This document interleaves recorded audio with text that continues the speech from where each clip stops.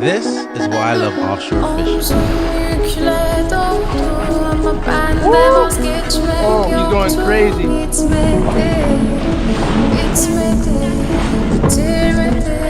Woo! Woo! What? That's right there.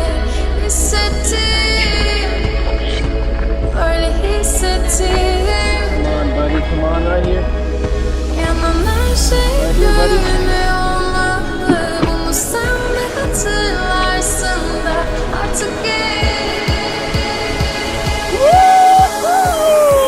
There we go, guys. Beautiful sailfish on the sea-doo. Let's get this fish back in the water. Got a beautiful release on him there.